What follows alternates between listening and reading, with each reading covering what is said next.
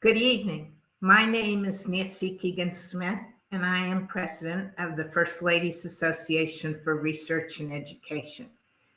I'm very happy to welcome you to FLAIR's first program of 2025. It is really an important time, as the last few months have shown us, to study First Ladies, given the intense media and public interest in First Ladies, their role, and their lasting impact. FLAIR has new and innovative programming coming up for you in 2025, so please watch the FLAIR website at flair-net.org and for our announcements. This last year, for example, at the very end of the year, we threw a DC party for the DC metro area for FLAIR members and for those interested in FLAIR, with First Ladies appetizers and desserts. And we started a podcast series in November called American FLOTUS. And there are 2 excellent podcasts and transcripts that you can find on the FLAIR website. I am very excited tonight about our program featuring a more elusive but very interesting First Lady, Julie Grant. And it is fun to welcome and wonderful to welcome the Ulysses S. Grant National Historic Site as our 12th lifetime institutional member. And so tonight we're going to do a visit to the Ulysses S. Grant National Historic Site, where Ulysses and Julia met and lived.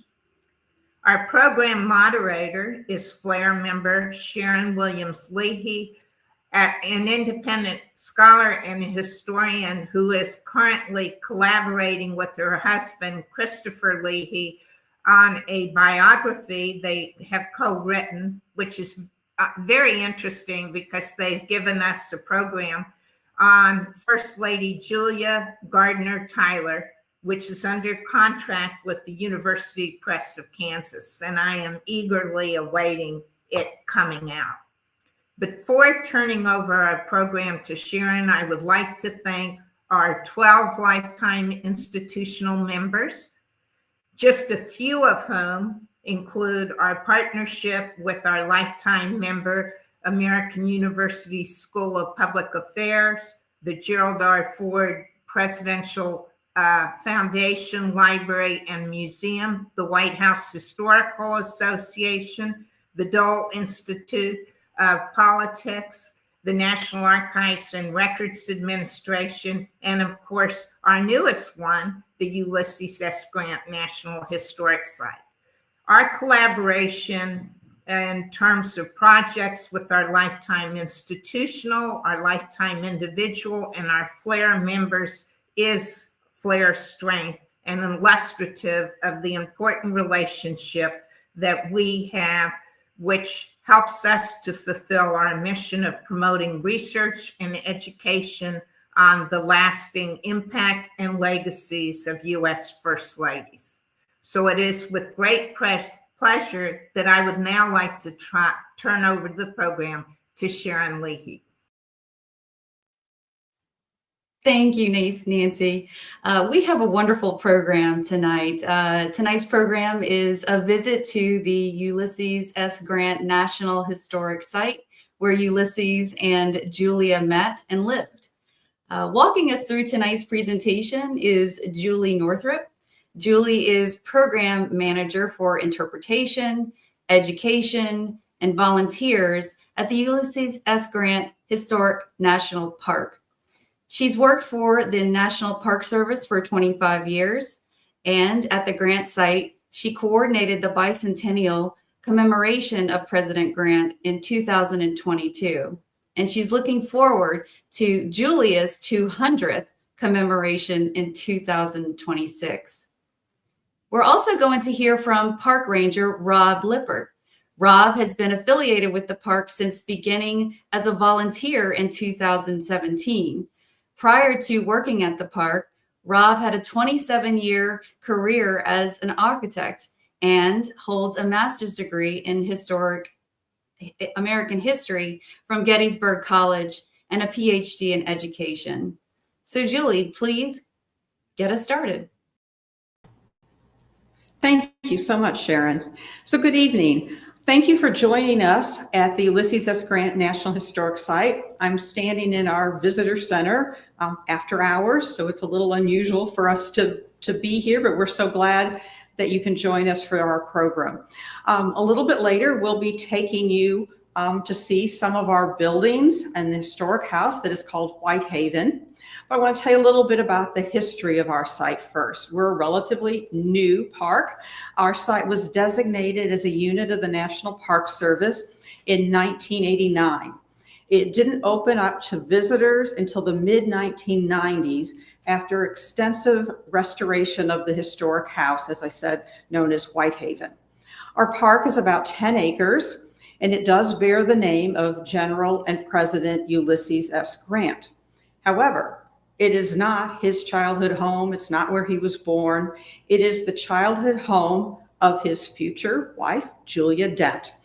This is where she grew up. It is where she was born. Actually, it was her 199th birthday on January 26th, so just a few days ago. It is where she met Ulysses for the first time. It is where they courted, and after they were married, they did live here for a few years with their young family.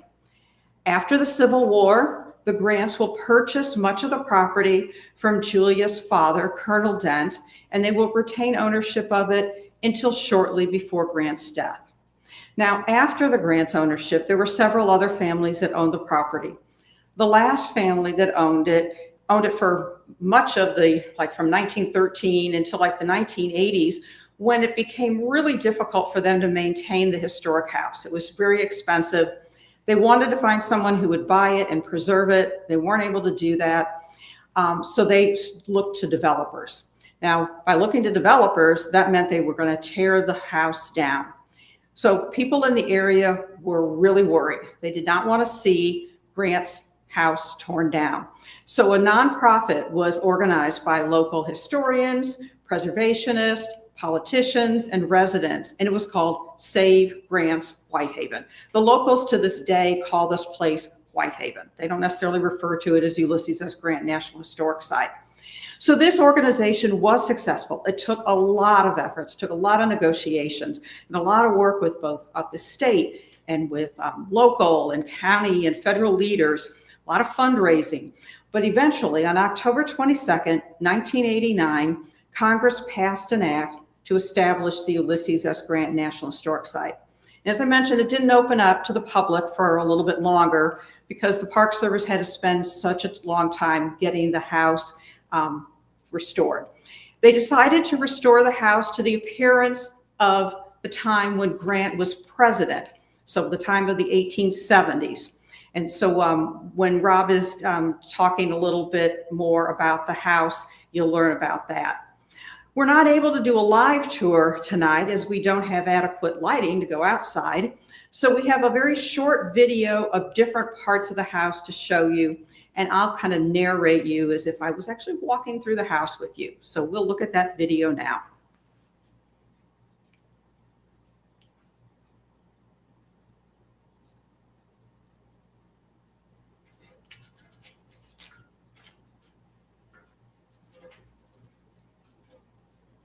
So the video is just about maybe 4 minutes, and Sharon will get that started for us.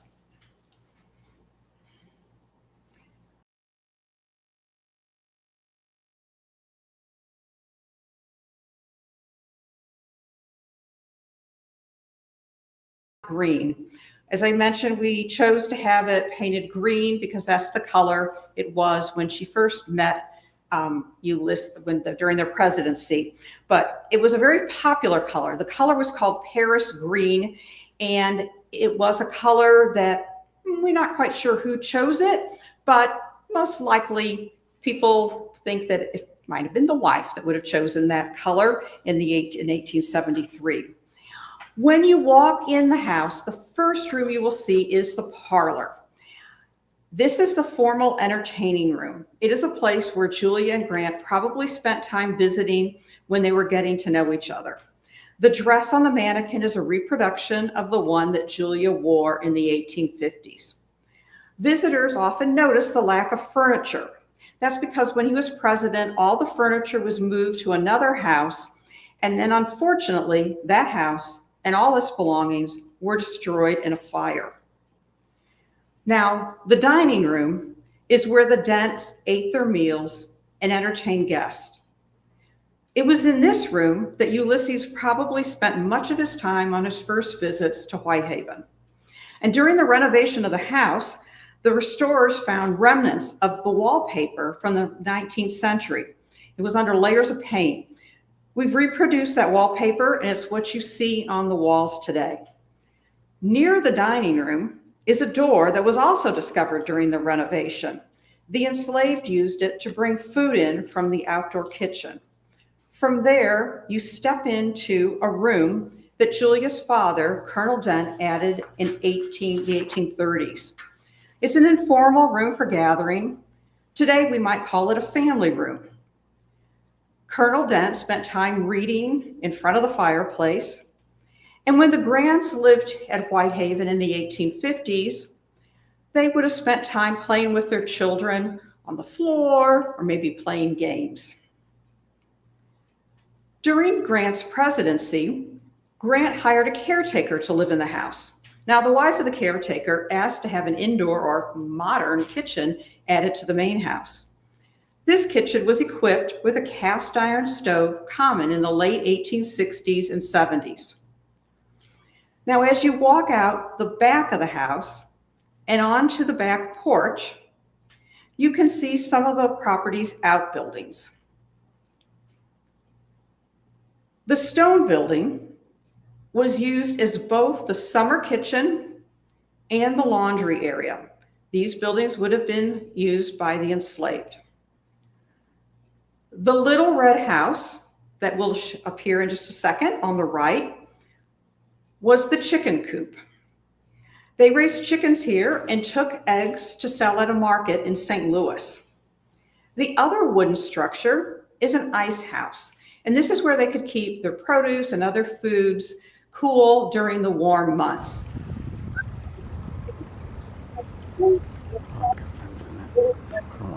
Come into play. It's also where she and Ulysses would ride their horses. And later, when they were living here with their family, their children would play. This property and house held many fond memories for both Ulysses and Julia. It was a place that they always referred to as home. I'm now going to turn it over to Rob, who will tell you a little bit about Julia and the video that he's put together for you.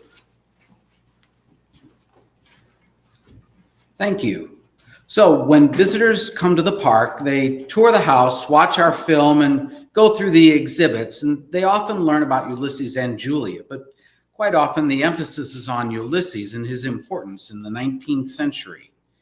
I instead have put together a 14-minute video that focuses on First Lady Julia Dent Grant's life and her connection specifically with Whitehaven. Let's take time now to watch it, and afterward we'll have opportunity to take questions.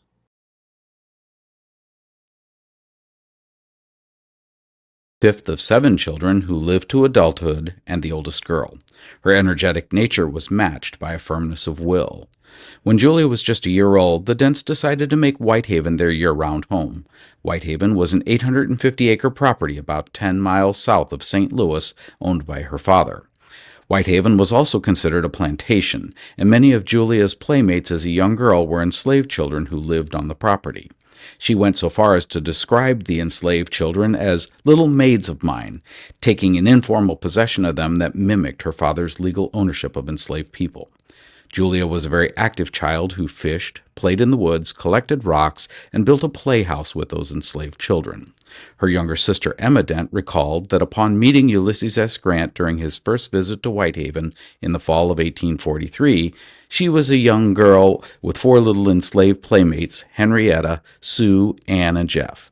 These enslaved children would transition to becoming her servants as they grew older.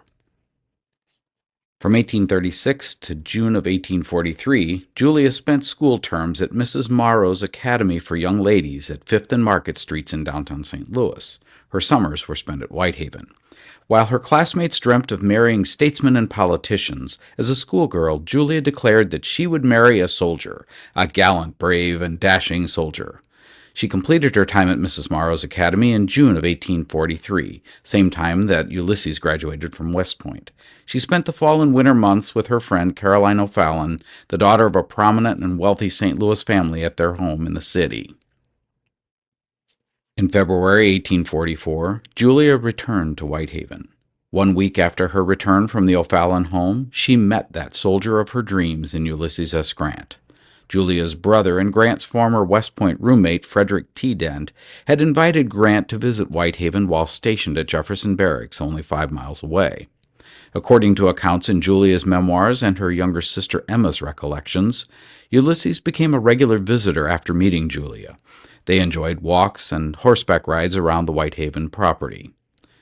Grant proposed on the front porch of Whitehaven in the spring of 1844, and after initially turning him down, the engagement was official just as Grant was being deployed to fight in the Mexican-American War.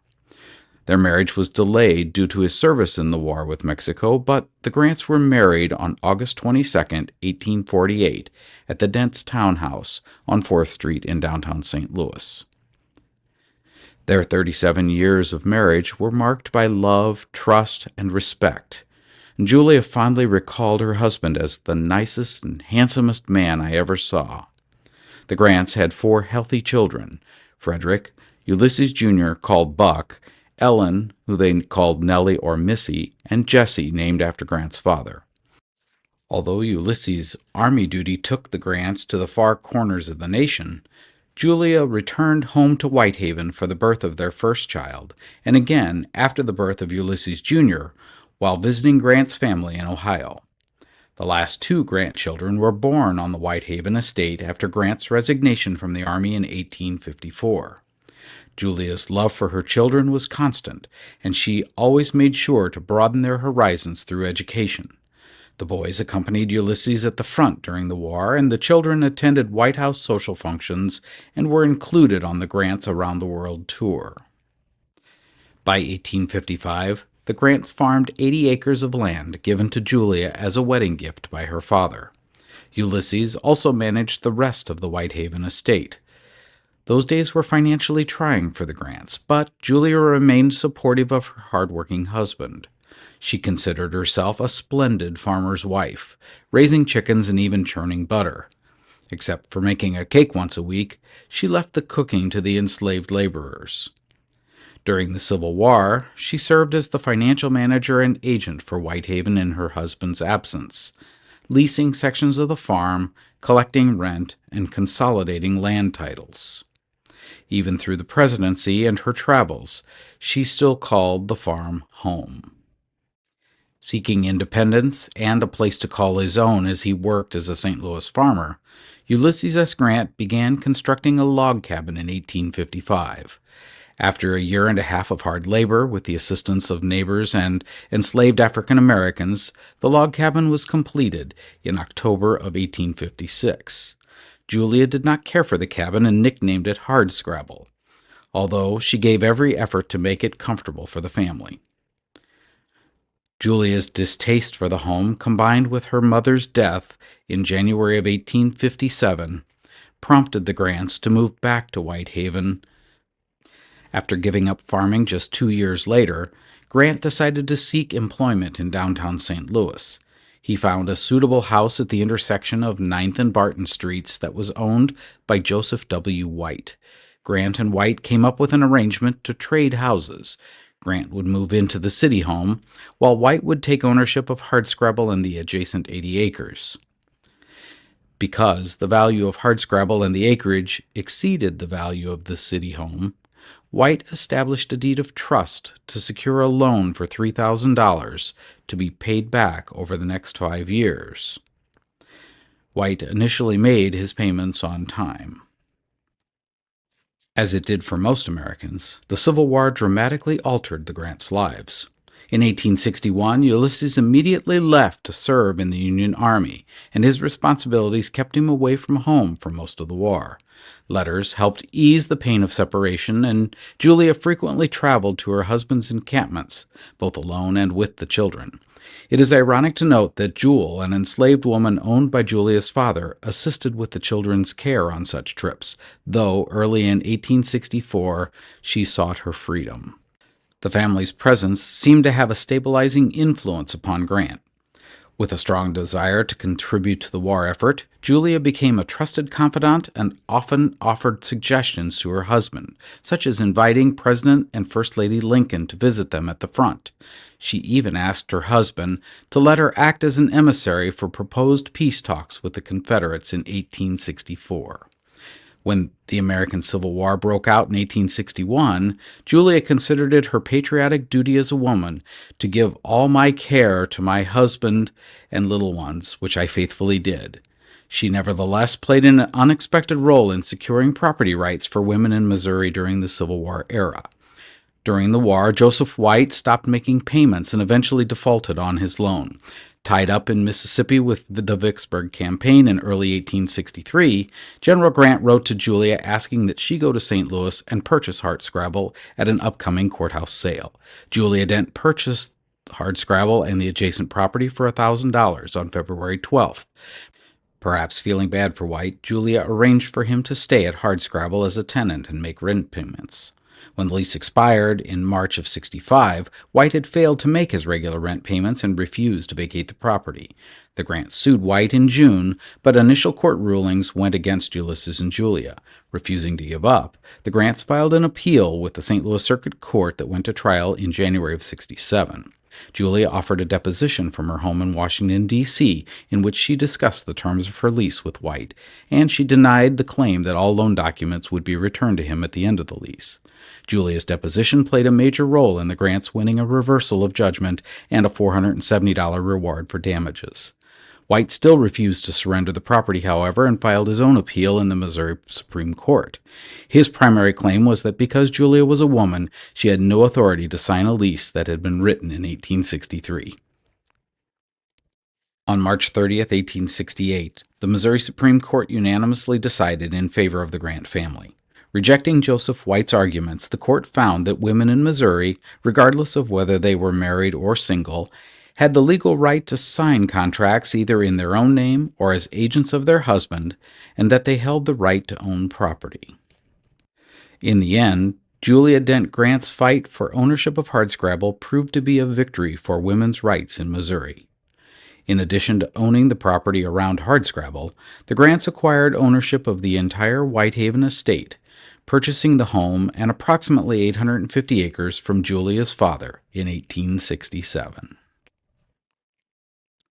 During Grant's 2 terms in office from 1869 to 1877, Julia was an active participant in presidential matters. She attended Senate hearings, read through the president's mail, and met with cabinet members, senators, justices, and diplomats. She reveled in her role as hostess to the nation, and all accounts reflect the warmth and home-like atmosphere she brought to the White House. An example of this were her afternoon teas and public receptions open to everyone, and the elaborate wedding held in the White House East Room for her daughter Nellie in 1874. Julia also became a grandmother for the first time while living at the White House. Julia Dent Grant was not a member of the women's rights movement that advocated for voting rights and equal citizenship with men in the 19th century. She largely refrained from politics while First Lady and cherished her roles as homemaker and mother. Both Julia and Ulysses remained involved in the operation of Whitehaven during his presidency. She enjoyed her time so completely as First Lady that she felt like a waif when they departed in 1877. Following the conclusion of Grant's presidency, Ulysses and Julia embarked on a 2.5-year world tour that began in May of 1877. They met dignitaries and common people from many countries, visiting many exotic points of interest along the way. It was a welcomed break from the political turmoil of the presidency, and they were treated as American celebrities. Nearly 1/3 of Julia's memoirs are devoted to recollections of this trip, clearly a high point in her life. She noted that in foreign countries, Ulysses finally got the recognition and respect that he deserved. During his presidency, the Grants had planned on retiring to Whitehaven, where Grant had hoped to raise horses. They returned annually to visit their friends in St. Louis and their Whitehaven home. It was during the White House years, in 1874, that Whitehaven was painted the Paris green color that it sports today. Even though they remained on the East Coast after the White House, Whitehaven continued to hold fond memories for them. Their last visit to Whitehaven was in 1881, and they retained ownership of the property until shortly before Grant's death in 1885. Julia returned after Grant's death for one more visit in 1894. Unfortunately, the Grants fell victim to a Wall Street financial scam that left them nearly penniless several years after the world tour. Worse, Ulysses was diagnosed with inoperable throat cancer, and Julia's future welfare was cast into grave doubt. In a last effort to provide for his family, Ulysses S. Grant finished writing his memoirs in 1885, just days before his death on July 23rd at Mount McGregor, New York. The profits from Ulysses' memoirs left Julia a wealthy woman, and she chose to live in homes in New York City and Washington, D.C. for the last 17 years of her life. Julia worked to promote and sustain the memory of her beloved husband. After Grant's death, she became an advocate for the building of his mausoleum. In April of 1897, Julia attended the dedication of Grant's tomb in New York City with President William McKinley at her side. The dedication coincided with what would have been Ulysses' 75th birthday. Despite inclement weather, the ceremony attracted 1 million in attendance. The tomb remains the largest mausoleum in North America.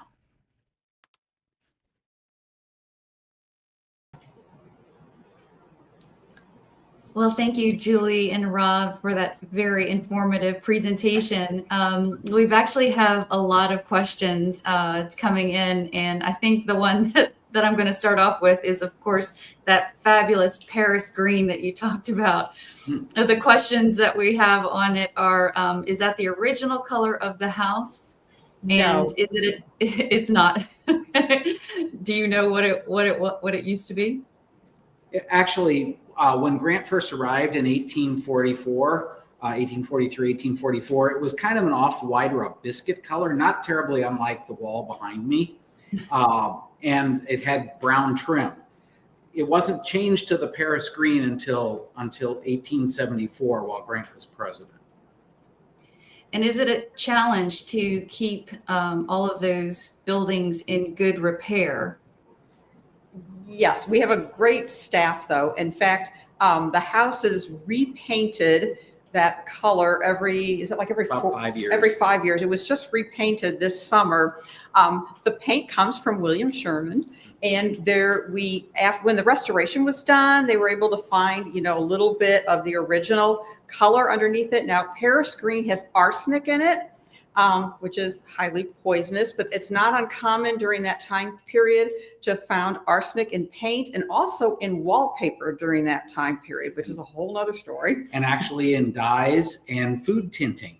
So there's an old anecdote from the 19th century, never dance with a woman in a green dress. And I guess it comes from that. Yeah, and that's how the Paris green got its name. It was Princess, I've forgotten the name of the princess. I can't remember her name now. It escapes me. In Paris, she was wearing this beautiful, beautiful green gown, and everybody just loved it. And so that color became incredibly fashionable. And so hence the name Paris green. And there were other bright colors during the Victorian time period, but green was the color that was chosen. We don't say that Julia picked it out, but, did Grant pick it out? Honestly, who in a household is the one that makes the final decision on what color your house is going to be painted? Well, it certainly is very cheerful. So maybe that's what they were looking for, a cheerful house that can be seen from a great distance. I also have a question here that came in. How did the Grants keep up and maintain Whitehaven while he was president and mostly in Washington? Well, that's actually, they had a caretaker. The caretaker, she and her husband, Sarah and William Elrod. Sarah Elrod was Grant's cousin back in Ohio. They were in the horse business. And so Grant initially contracted them to move into Whitehaven to take care of the horse breeding. That relationship lasted until about 1872 or so, kind of soured a little bit. And then Grant ended up with another caretaker or two over the course of the remainder of his presidency. He was also a micromanager. There's a lot of correspondence that exists. You can read Grant's papers, and he's in the White House. And it's at times that he's dealing with really big, important issues. And he's writing on White House stationery, telling these caretakers about what kind of things to buy and, very nitpicky things. So which horses to sell and those types of things. So he was very involved in the maintenance, so that's good. Then she definitely had some help then in managing that. Are there any artifacts or sources related to the people who had been enslaved at Whitehaven?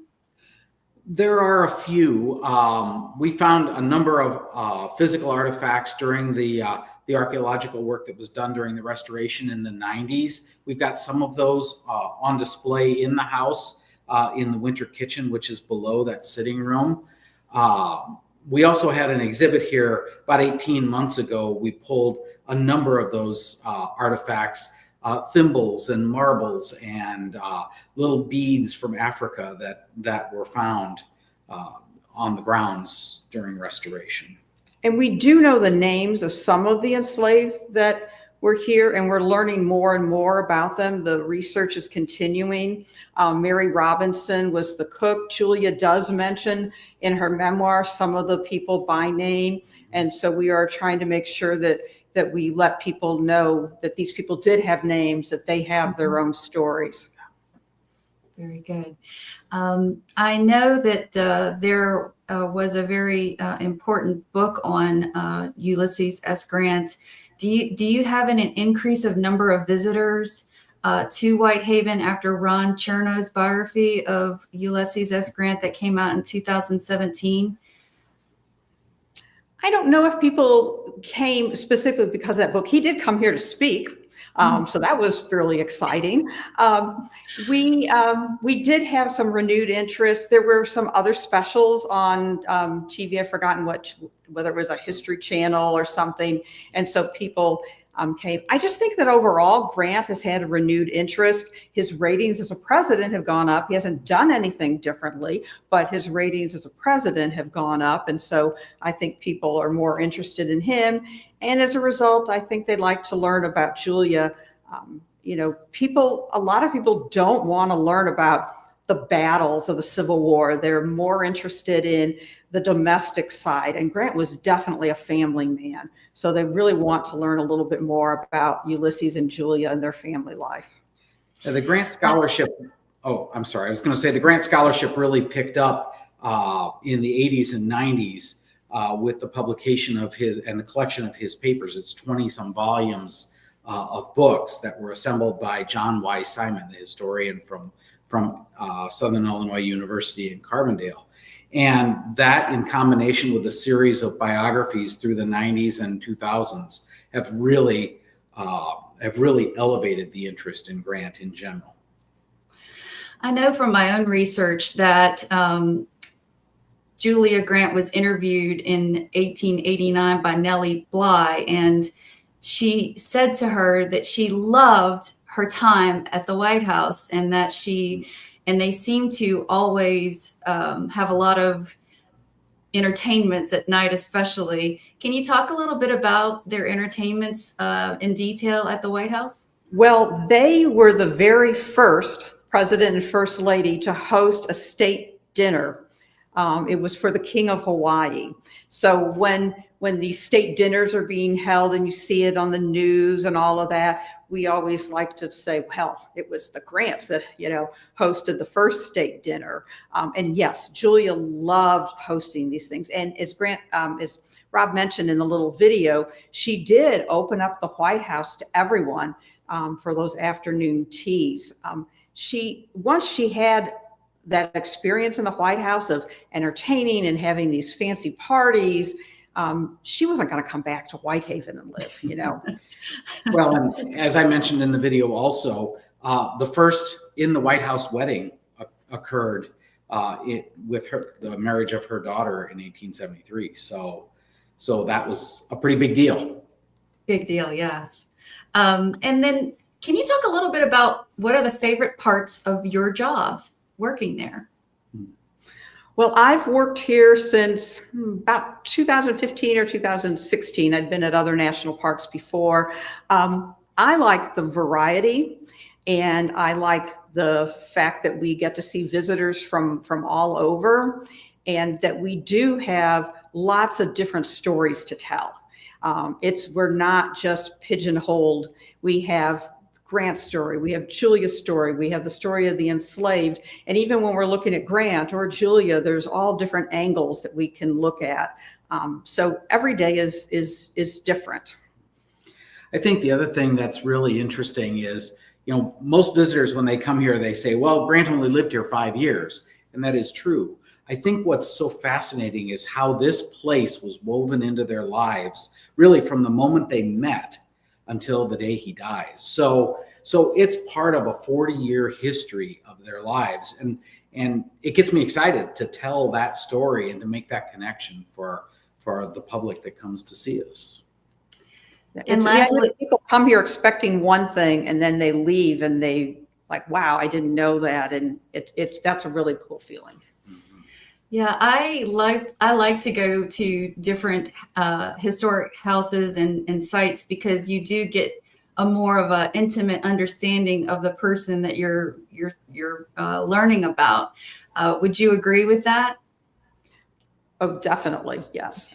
And being in the place, we don't have the furniture, as we mentioned, but we tell people you're walking on these stone steps going into the house. These are the same stone steps that, Ulysses and Julia, stepped on. You're standing in the same places that they were. Standing in the front yard and saying Ulysses Jr. he'd be 2 years old, running around talking and playing in this front yard before Grant would finally get to meet him in 1854 when he quits the army and comes back to farm. So that type of connection, making this place human, for our visitors is very rewarding. So we are also including some links for the audience if they'd like to go and look at Julia Grant's biography and also her chronology.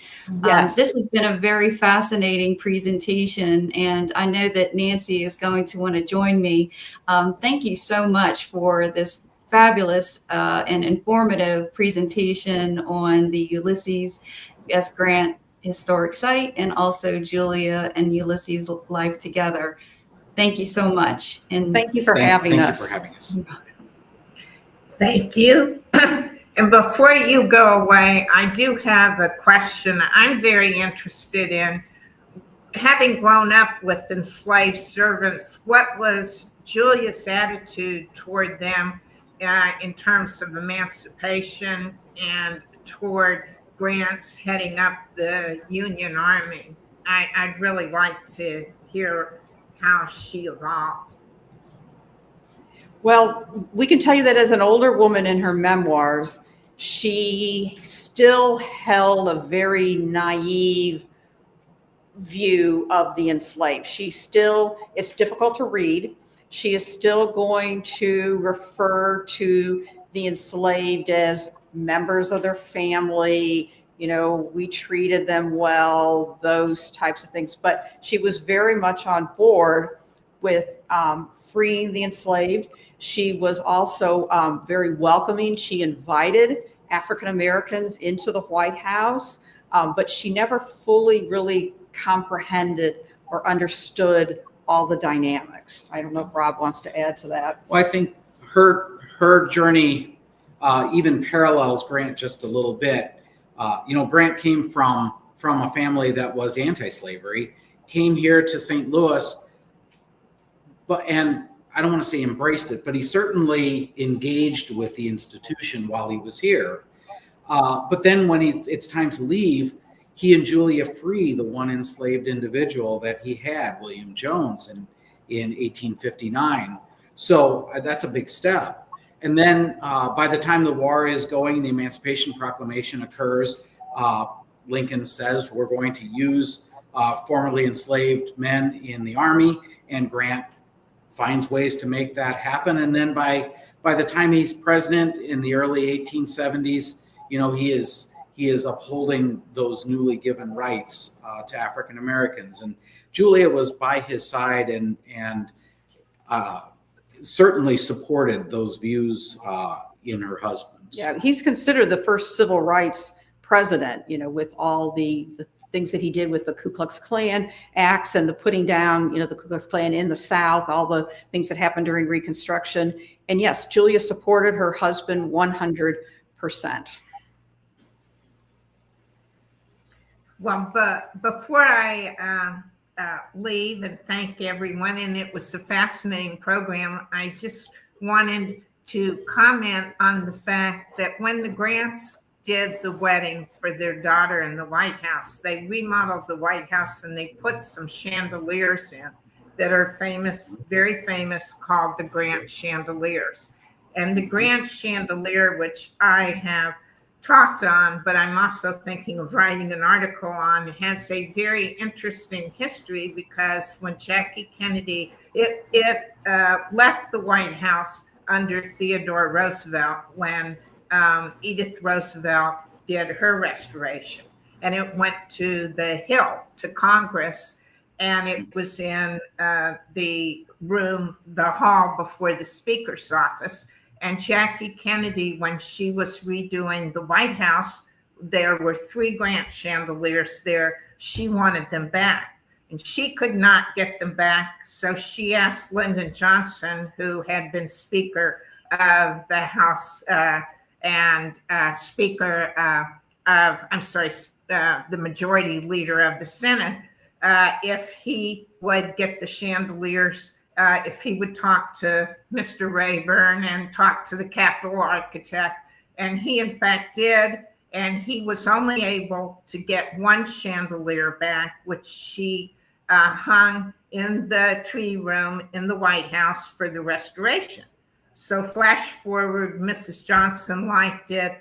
And then all of a sudden, during the Carter administration, Senator Byrd asked for it to be returned. And Jimmy Carter said no. And because Rosalynn, of course, wanted to keep it in the White House. And it is said that Byrd threatened a foreign aid bill of Carter's, and it is now hanging in the hall in the Capitol. So it's a very, very famous chandelier that has a story embedded of several first ladies trying to get it. That's a wonderful story. That's great. And there's a lot more to the story, but I just thought I'd mention it. Oh, well, thank you. Yes. That's great. Thank you for a wonderful program, and thank you for being a lifetime institutional member. I really encourage all Flair members to join our programming, and you will be getting announcements as to new and innovative programming and events we're doing this year. And we're ever so thankful to Sharon, who did an excellent job tonight, and to Diana Carlin, who is head of our programming and events, and to Samantha Barrett, who runs our StreamYard technology, and to both of you. So thank you very much for a lovely program. And please keep in touch. Keep looking at the FLAIR website, and I will be sending you messages and announcements on other interesting programs. Thank you. Thank you. Good night. Good night.